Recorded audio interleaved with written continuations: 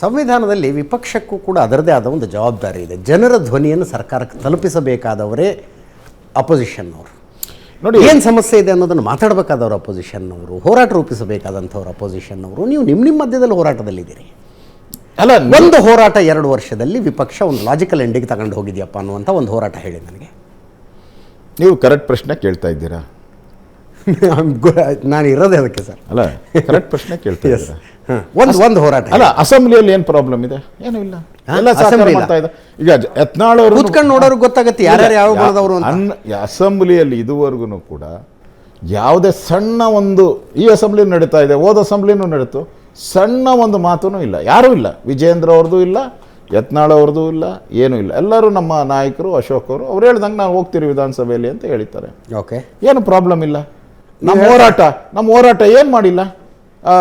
ಇವ್ರದ್ದು ವಾಲ್ಮೀಕಿ ಹಗರಣದ್ದು ಮಂತ್ರಿ ರಾಜೀನಾಮೆ ಕೊಡಿಸ್ತೀರಿ, 187 ಕೋಟಿ. ಮುಖ್ಯಮಂತ್ರಿನ ಕಟಕಟೆಯಲ್ಲಿ ನಿಲ್ಲಂಗೆ ಮಾಡಿದ್ರಿ. ಅಸೆಂಬ್ಲಿಯಿಂದ ಎದ್ದು ಓಡೋಗ್ಬಿಟ್ರು ಸರ್ಕಾರ, ಇಡೀ ಸರ್ಕಾರ ಒಂದಿನ ಮುಂಚೆನೇ ಓಡೋಗ್ಬಿಟ್ರು, ಆನ್ಸರ್ ಕೊಡೋಕ್ಕೆ ಸಾಧ್ಯ ಇಲ್ದಿರ. ಪ್ರತಿಪಕ್ಷವಾಗಿ ಒಂದೇ ಒಂದು ಸಣ್ಣ ಘಟನೆನೂ ಬಿಟ್ಟಿಲ್ಲ. ಯಾವುದು ಬಾಣಂತಿಯರ ಸಾವಾಯಿತು, ಮೈಕ್ರೋ ಫೈನಾನ್ಸ್ದಾಯಿತು, ಸಡನ್ನಾಗಿ ಹೋದ್ರಿ, ನಾವೆಲ್ಲ ಸ್ಪಂದನೆ ಮಾಡಿದ್ರಿ. ವಿರೋಧ ಪಕ್ಷವಾಗಿ ನಾವು ಏನು ಕೆಲಸ ಮಾಡಬೇಕೋ ಮಾಡ್ತಾ ಇದ್ರಿ. ಆದರೆ ಪಾರ್ಟಿಯಾಗಿ ಏನು ಕೆಲಸ ಮಾಡಬೇಕಾಗಿದೆಯೋ ಸ್ವಲ್ಪ ತೊಂದರೆ ಆಗಿದೆ. ಇಲ್ಲ ಅಂತ ನಾನು ನಿಮ್ಮಂದೆ ಇಲ್ಲ ಅಂದ್ರೂ ಜನ ಏನೋ ಅಶೋಕ ಹೇಳ್ತಾರೆ ಸುಳ್ಳು ಅಂತಾರೆ. ಅದಕ್ಕೆ ನಾನು ಯಾಕೆ, ಇದೆ ಪಾರ್ಟಿಯಲ್ಲಿ ಪ್ರಾಬ್ಲಮ್ ಇದೆ. ಅಂದರೆ ವಿಜೇಂದ್ರರಿಗೆ ಹೇಳ್ತಾ ಇದ್ದೀರಾ ನೀವು, ಅಸೆಂಬ್ಲಿ ಒಳಗಡೆ ನಾನು ಸರಿಯಾಗಿ ಹ್ಯಾಂಡಲ್ ಮಾಡ್ತಾ ಇದ್ದೀನಿ, ಪಕ್ಷ ನೀವು ಸರಿಯಾಗಿ ಹ್ಯಾಂಡಲ್ ಹಾಗಂತಲ್ಲ. ಈಗ ನಾನು ಆಪಾದನೆ ಮಾಡೋನಾಗೋದ್ರೆ ಅಲ್ಲಿಗೆ ನನಗೇನು ಬೆಲೆ ಇರ್ತತೆ? ಪಾರ್ಟಿಯ ಕಾರ್ಯಕರ್ತ ಅನ್ನೋ ನನಗೇನು ಬೆಲೆ ಬರ್ತತೆ? ನಾನು ಆಪಾದನೆ ಮಾಡೋ ಸ್ಟೇಜಲ್ಲಿ ಇಲ್ಲ, ಸರಿ ಹೋಗಬೇಕು ಅನ್ನೋ ಸ್ಟೇಜಲ್ಲಿ ಇರೋ ನಾನು. ಸರಿ ಹೋಗಬೇಕು, ಒಟ್ಟಿಗೆ ಹೋಗಬೇಕು.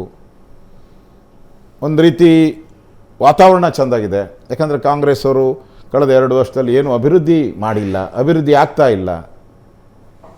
ಜನ ಬೇರೆ ಆಲ್ಟರ್ನೇಟಿವ್ ನೋಡ್ತಾ ಇದ್ದಾರೆ, ಬದಲಾವಣೆಯನ್ನು ನೋಡ್ತಾ ಇದ್ದಾರೆ. ಈ ಸಂದರ್ಭದಲ್ಲಿ ಒಟ್ಟಿಗೆ ಹೋದರೆ ಒಂದು ಒಳ್ಳೆಯ ಅವಕಾಶ ಇದೆ.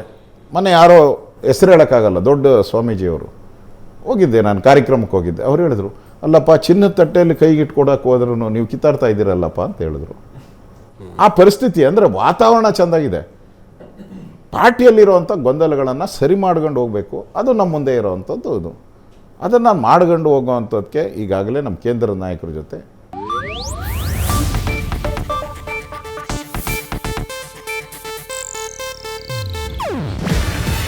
ಇದು ಏಷ್ಯಾನೆಟ್ ನ್ಯೂಸ್ ನೆಟ್ವರ್ಕ್ ಪ್ರಸ್ತುತಿ.